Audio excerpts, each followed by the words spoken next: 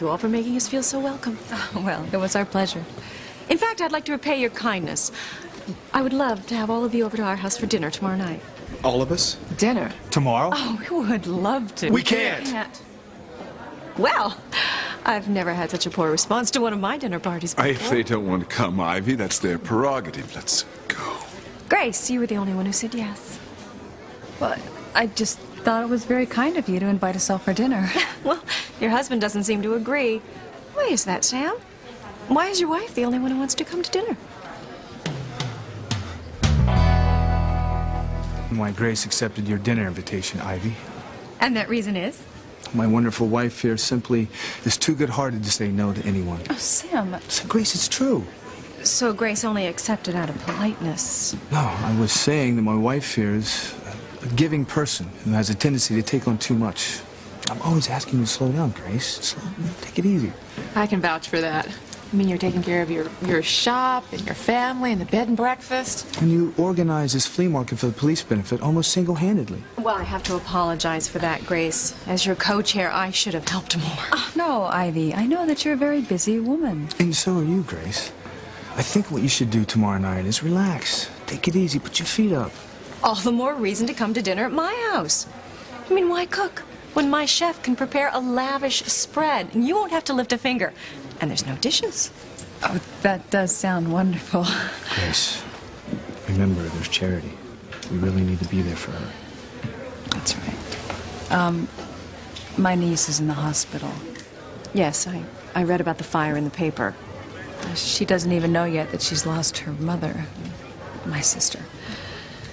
It's awful. But surely she must be getting very good care at the hospital. Absolutely, she is. Eve here is her doctor. And I'm on 24-hour call, so it makes it very difficult to socialize. Surely we can work dinner into all of our busy schedules. Ivy, obviously, the Bennetts and the Russells have other things to do. Yes. You sound like such busy people leading such interesting lives. But surely we can all still be friends, can't we?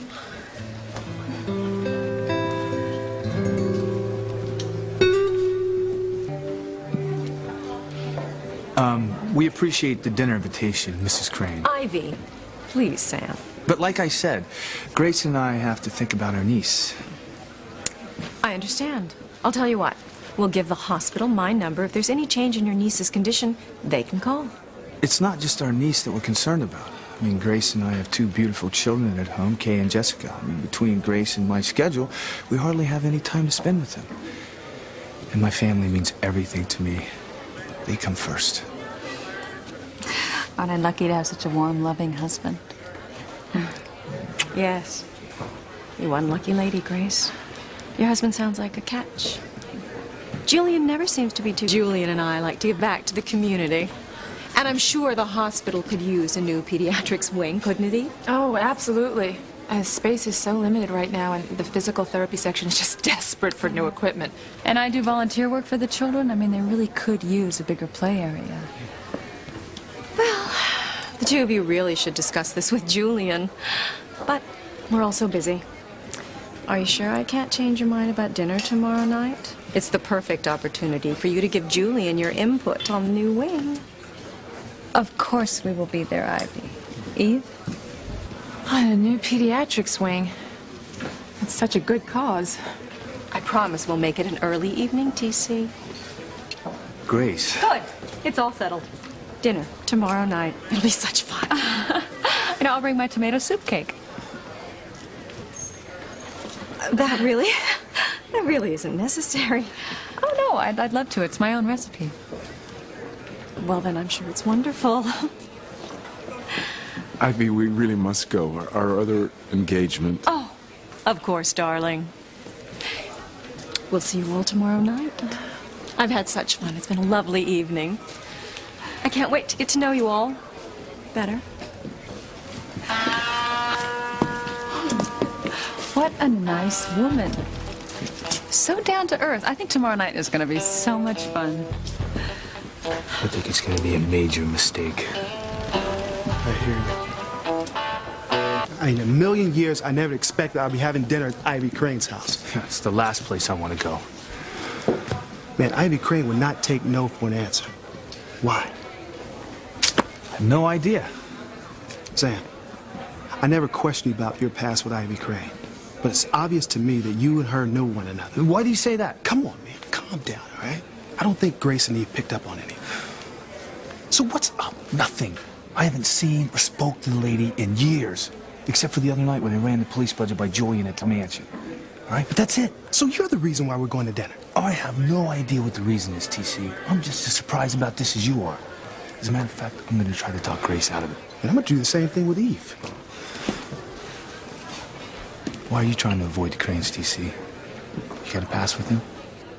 Sam, I never pried into your past with the Cranes. So don't with mine. Understood. Grace, I need to talk to you. About what? I'd like you to call Mrs. Crane and tell her we can't make it for dinner.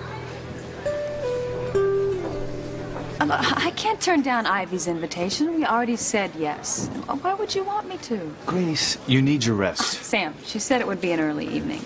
Besides, I want to go. I mean, I'd like to get to know them better, especially Ivy. She seemed nice. I just think it would be better Sam, I'm sorry, but it would be rude to say no now. I mean, don't you agree, Eve, TC?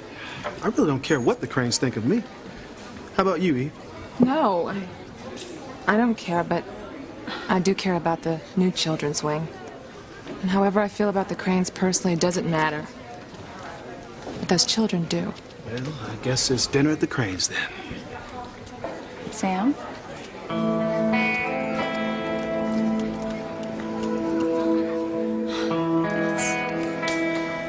Oh, come on, you guys. You'll see. I bet this is an evening that none of us ever forget.